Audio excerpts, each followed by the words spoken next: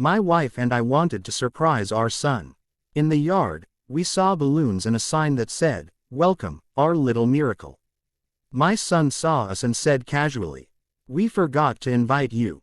"Yep, you're gonna be grandparents." My name is Jonathan McQuena.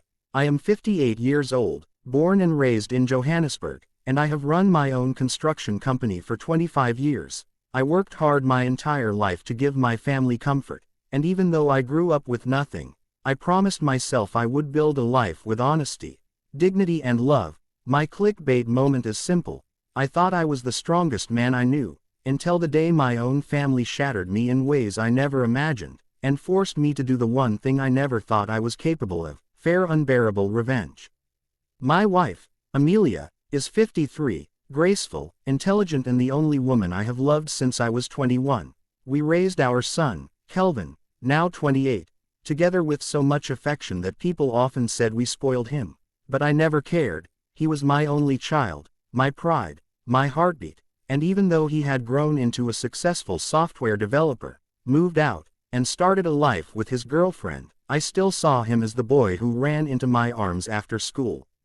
That morning felt ordinary. The sun was bright, the sky clear, and my wife and I were coincidentally dressed in matching light blue and white. I wore a white shirt and a light blue blazer. She wore a beautiful flowing light blue dress with white details. We had not planned it but laughed when we noticed. Little did we know the meaning that coincidence would carry later that day. Kelvin had asked us to stop by his house later because he said he had a surprise. We thought maybe he got a promotion or bought a new car. I expected something small, nothing life-changing. When we arrived at his home, we noticed the gate slightly open. We walked in and froze. The entire yard, under the bright daylight, was decorated in a stunning baby shower theme.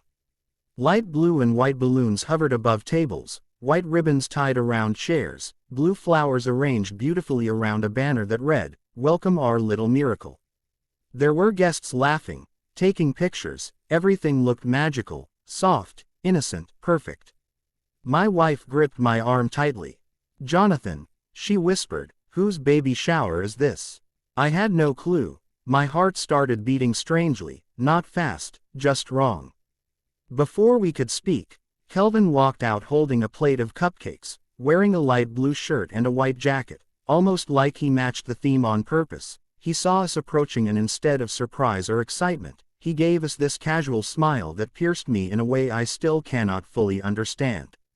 "We forgot to invite you," he said with a laugh. "Yep, you are gonna be grandparents." My wife covered her mouth with her hand as tears instantly filled her eyes, but I could not move. Every bone in my body suddenly felt cold. I looked around, and people seemed shocked that we had not known, meaning they knew, they were aware, they were invited, but we, the parents, were not. "Why would you forget to invite your own parents?" I asked him quietly, trying to stay calm, trying to understand. Kelvin shrugged. "It was not important. Besides, we assumed you two would ruin the vibe. You always make everything about yourselves." His words hit me like a steel pipe. I looked at my wife, her tears falling one by one. She loved him more than her own life, and he spoke to her like she was a stranger. Then the second blow came. His girlfriend, Liana, stepped forward holding her round belly. She was glowing, beautiful in a white dress with a light blue ribbon around her waist. She had this confident smirk that made my stomach turn. "Congratulations to us," she said while placing her hand on Kelvin's chest. "We are starting our own family, and we want people with positive energy only." Positive energy, from my own son, thrown at me like an insult. I stepped back and inhaled slowly. Something felt off, something darker than disrespect, something intentional. I saw how they looked at each other, how she whispered in his ear, how he avoided my eyes, like guilt was climbing up his throat. My voice was steady but inside I was breaking. "Kelvin, is this truly how you see us?" He laughed, a short cold laugh. "Dad, you lived your life. Let me live mine. Besides, Liana and I agree that your controlling nature is not healthy for the baby. We want peace." Controlling, a word I had never heard from him before, a word he never used even as a teenager. My wife stepped forward and placed her trembling hand on Kelvin's arm. "Kelvin, my child, why did you not tell us, even a message, a call, anything. We are your parents, we deserve to know. Kelvin pulled his arm away like her touch disgusted him. Mom, please, you are making a scene, this is not about you. My wife collapsed into my arms crying, and I held her tightly, but something inside me snapped, not with anger, but clarity, a sharp painful clarity. Something was wrong. This was not my son, this was not the boy I raised. As the celebration continued, people whispered around us, some avoided looking at us, some looked at us with pity, and some looked with satisfaction as if they knew secrets we did not.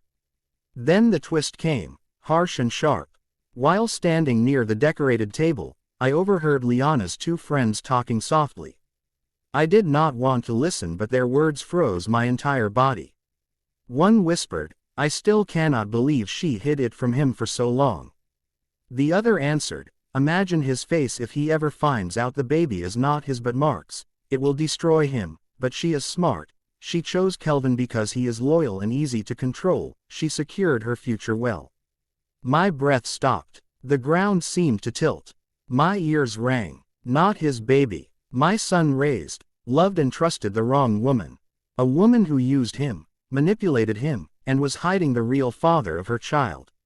I felt something deep inside me ignite, not rage, not yet, but something powerful, something ancient in a father defending his bloodline. I walked straight to Kelvin, my voice low. Kelvin, we need to talk, now. He frowned, annoyed. Dad, please, we are busy celebrating. No, I said, this cannot wait. The guests sensed tension, the music softened, the laughing slowed. Liana looked nervous for the first time.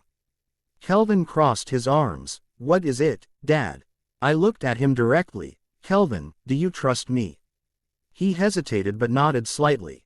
Good, I said. Then listen carefully. I know the child is not yours. Silence fell like a heavy blanket. Liana's face drained of color. People stopped moving. My wife gasped and covered her mouth again. Kelvin's eyebrows pulled together in confusion. Dad, what are you talking about? Ask her, I said, keeping my eyes on his. Ask her who the real father is. Liana grabbed Kelvin's arm desperately. Baby, do not listen to him. He is trying to ruin today. He just wants attention. This is what he always does. Kelvin looked torn, confused, but I saw fear in his eyes, the kind of fear that comes when truth tries to surface. Ask her, I repeated. Kelvin turned slowly to Liana, his voice trembling. Liana, what is he saying? She stuttered. Kelvin, please, he is lying. He is jealous that we have a baby. He wants to break us. Kelvin's breathing increased. Liana, answer me. And then the unbearable twist happened. Before she could speak, a man from the crowd stepped forward, tall, handsome, nervous, unable to make eye contact. Mark. I remembered the name from the whispers. He whispered, Liana, I am sorry, I cannot keep lying. Kelvin deserves the truth. Gasps filled the air, even the balloons seemed to stop moving. Kelvin stared at both of them, betrayed beyond imagination. His voice cracked when he whispered, Liana, is it true? She cried, trying to touch him, but he stepped away like her touch burned him. He screamed, tell me the truth. Her voice broke. Yes, the baby is Mark's, but I love you, and you can still be the father. Please, please do not leave me. My son collapsed to his knees, crying in a way I had never heard before, not even as a child. My wife knelt beside him, hugging him tightly, while I stood still, my heart shattered but steady, because the storm had only begun. Kelvin looked up at me with destroyed eyes. Dad, what do I do? And the revenge inside me formed clearly, painfully, but necessarily. I helped him up and said, Son, you will walk away with dignity, you will not raise another man's child built on lies, and you will not allow yourself to be manipulated again. Then I turned to Liana, her face streaked with makeup, trembling, broken. You stole my son's trust, you used him, and today, in front of everyone, the truth stands naked, and there is no place left for your lies. This celebration ends now. Guests began to leave, whispering, some angry at her, some disgusted, some comforting Kelvin.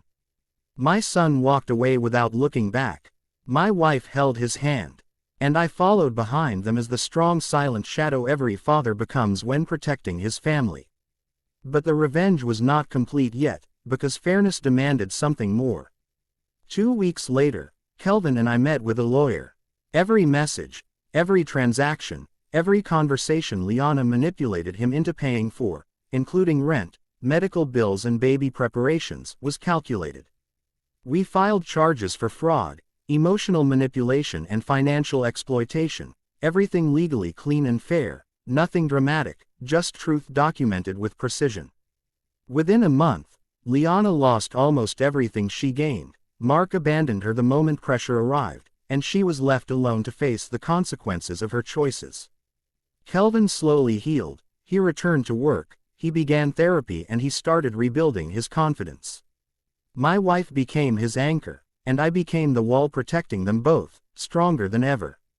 And one evening, Kelvin hugged me tightly and said, "Dad, thank you for not giving up on me, even when I forgot who I was."